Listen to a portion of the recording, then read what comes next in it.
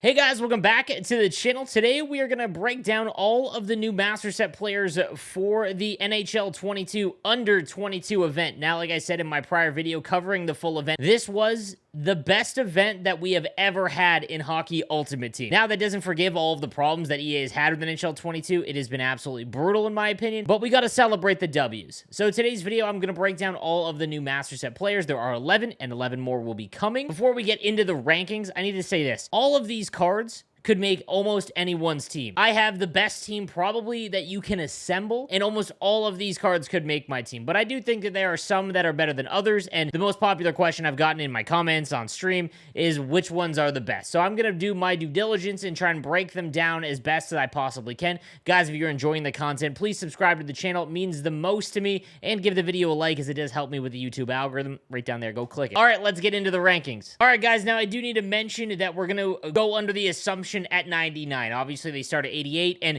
if I were to rank all of the different overalls, there's actually some that are better because they start out with higher speed, but for this all intents and purposes, we're going to go by what do they get to at 99. So we'll start with number 11, and that is going to be Spencer Knight, and it's not because he isn't a phenomenal goaltender in game. This has the makings of one of the best cards for the duration of NHL 22, but I've said this all year long, a good goaltender will not bail you out if you cannot play defense. However, if you're hut rich, this is going to be one of the best, if not the best goaltender. So he's got distributor, barrage, as well as pretty much every usable synergy, which is huge. But then you've got to go with no timer and post to post. Those are the two of the best superstar abilities. And because they are so cheap, if you have the Spencer Knight card, I would just go ahead and activate them. The reason why I think this is the best card that we could possibly get in, you know, on NHL 22 up until Team of the Year and then 99s come out, is the fact, A, he's 6'3", which is good size. It's the speed stat at 96. Speed is the most important stat for goaltenders, and he has got it in abundance, and then you combine that with the fact he's got 74 aggression.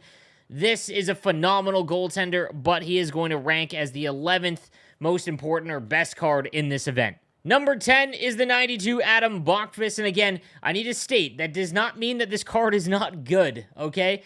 But let me explain why he is number 10. All right, so of all of the options, he's got like the lamp protector, and it's very difficult to go in and actually do each synergy, but well-rounded is one that you can't customize, and you're not going to have that activated. It's just not, there's no reason to have that one activated. Is all the other cards that you could possibly choose well-rounded with, there's just way better options. He does have quick pick and tape to tape, which I think are great, as well as in reverse, which is good, but that one's right on the cusp in terms of worth being activated. 93 speed is awesome. 93 acceleration is great. His shot is okay, like okay for the end game. 94 power, 89 shot accuracy. It's 5'11". It's really the size that is holding this card back. There are a lot of good right-handed defensemen, and for the most part, a lot of people already have Cale Makar, and he will be better than this if you have his X factor. But I would much rather have players that are bigger because it's just so much more important in the defensive zone. I mean, if you've got Adam Foote, that's one, obviously, but that's, you know, near the end game, or someone that's hut rich. But you've got Seth Jones, you've got John Carlson. There are a lot of options, which is why I rank him at number 10. Number 9 is Alex Turcotte, and this is, again, a very, very good card. The reason behind his lower ranking is, well, he doesn't have a speed synergy. It's not that 92 isn't fast, but he's got no speed synergy, and that does play into it. So Protector, you could have activated. He does have Thief, which I think would be the next one you'd want to activate. Wingman is tough to activate because Wingman is really only on cards that have speed issues, so more than likely you're using Fly the Zone or Distributor instead. The other great thing about them is he has Quick Pick, which is an awesome superstar ability, as is Third Eye. I don't think that Unstoppable Force on this guy is worth 8 ability points, but then let's break it down. So he's 5'11", which is not good size for a centerman, so you're going to put him on the wing. 92 speed, 92 acceleration is okay when you consider some of the other options, like Connor McDavid, you know, X-Factor Kucherov, you know, those kind of players. They've already gotten pretty high. You know, he's not exceptional in that right. Even Evo Duchesne. So when you consider all of that, when you put him on the wing, he just doesn't match up against all the other guys that are going to cost a lot of coins, because these cards are a big investment. It's still going to cost you about 350,000 coins to get him all the way to 92. So while he is very good, and he does have flexibility because he could be a use at center, I just personally wouldn't. Big centermen are where I put my focus, which is why he ranks at number 9. Coming in at number 8, we've got the 92 Andrei Svechnikov. Now, I need to point out that depending on the type of player you are, I mentioned this in all of my videos, but for anyone that is in division, I'm going to say 3 and above, you understand the game quite a bit. Your vision is very good. You hold on to the puck a lot. He's going to be a little bit higher than some of the guys I'm about to talk about, but for the most part of the community, having someone who's only got 91 speed, as he does have buzzing as one of his options, it's just going to be awfully tough. His shot is incredible, and his size is awesome, but on the wing is where you can kind of sacrifice some size. And with only 91 speed, you're going to notice that compared to, let's say, Connor McDavid, it's just a little bit slower. So that, breaking down the wing on the rush is going to be a little bit tougher with Svechnikov. However, in his own zone, he is going to play phenomenal because he is big. And with his synergies activated, you could do some damage there. But again, it all going to depend on your playstyle. So if you're someone that racks up like 10 minutes TOA, very, very pro type of player, Andrei Svechnikov is going to rank up a little bit higher. But for the most part of the community, I've got him at number 8. At number 7, we've got Connor Badard. Now, I wanted to put him higher, but after looking at his card and then just getting some feedback from the community, I actually don't think he's as good as he looks, and let me explain why. One, he's 5'10", so that means in his own zone, he is going to be a liability because he's only got 83 body checking. When you max out his synergies that you should use, in my opinion, should be Thief and Fly the Zone. Again, Heart and Soul, you're not going to activate, and you can't really do anything with this. You can't change it. His X factors are okay. Like, tape to tape is okay. I wouldn't activate. Backhand beauty is good as well. But wheels, I wouldn't because it's just not worth it. I haven't noticed it enough, which is kind of stunning. But that being said, the 94 speed is great. It's the 91 acceleration that makes him feel kind of sluggish. I've gotten a ton of different people telling me that he just does not feel as fast as the card looks. His shot is incredible. He is built perfectly to be a winger. But there are a lot of good wingers already in the game. You've got McKinnon, you've got Ovi, you've got Matthew Barzal, who eventually will get some sort of upgrade. I just don't think he is worth it. But obviously, this is a really exciting card, and I'll probably make him just to try him out. But at 400,000 coins roughly as an investment, there are better options. Coming in at number 6 is the 92 Rasmus Dahlin. So 6'3" with buzzing, which is awesome.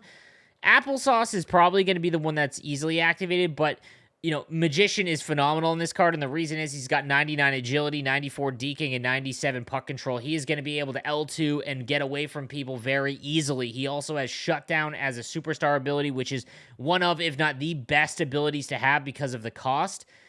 91 speed is, obviously, I've mentioned that earlier, 91 speed, not very fast, but as a defenseman who's 6'3", his size makes up for it, so you can't raise the size attribute. He's got 90 body checking. He's got great defensive stats. Left-handed defensemen, there are not a ton of elite ones, and this becomes one of the best in the game. Like, if you've got the 88 Master Set Hedman, this is a great replacement for him if you're trying to upgrade from that. Next, we've got the 92 Trevor Zegras at number 5, and he's got Light the Lamp, which is awesome. No speed synergy. I would put Thief on him here, and then Applesauce is one of the better synergies in my opinion. So with Thief activated, he's got maxed out stick checking, 97 defensive awareness, 95 slap shot power, and you can put him at center with 85 or 86 on the draw. 6 foot is good size, 93 speed, 93 acceleration. Awesome. Third eye is very good. This is a well-rounded card that can give you some lineup flexibility if you want to put him at center or on the wing. I think this is a really, really good option. One of the best in this event and one of the better cards. Coming in at number 4, we've got the 92 Oliver Wallstrom with Fly the Zone as well as Light the Lamp and then Thief. So 3 great synergies that you can activate for sure. 92 speed, 90 acceleration, as well as mid-90 shooting. The reason why I like this card is because of the the total package. 95 defensive awareness, 95 stick checking, and then, you've got the good shot, the good size. 92 speed is good enough. The acceleration, I mentioned with Connor Badard that obviously he feels a little bit sluggish for people. There's a difference for feeling sluggish for someone that's 6'2", because if you're in the offensive zone, he's going to be able to hold on to the puck quite well. He's got a great shot, and from all of the reviews of people that I know that have used him, he's been exceptional. So this would be, in my opinion, the number 4 card on the board. Coming in at number 3, we've got the 92 Tim Stutzla.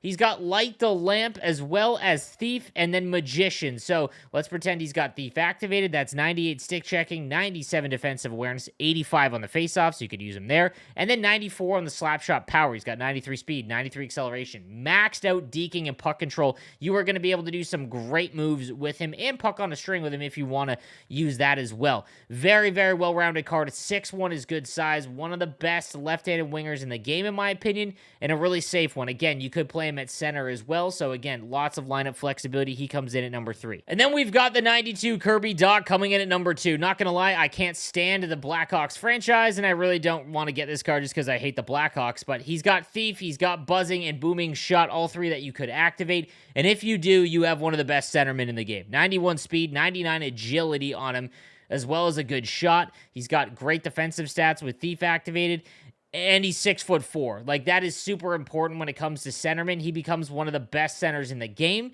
and you could use him for the duration of the game no matter what. Even though his speed is only 91, center is probably the position where you need speed the least.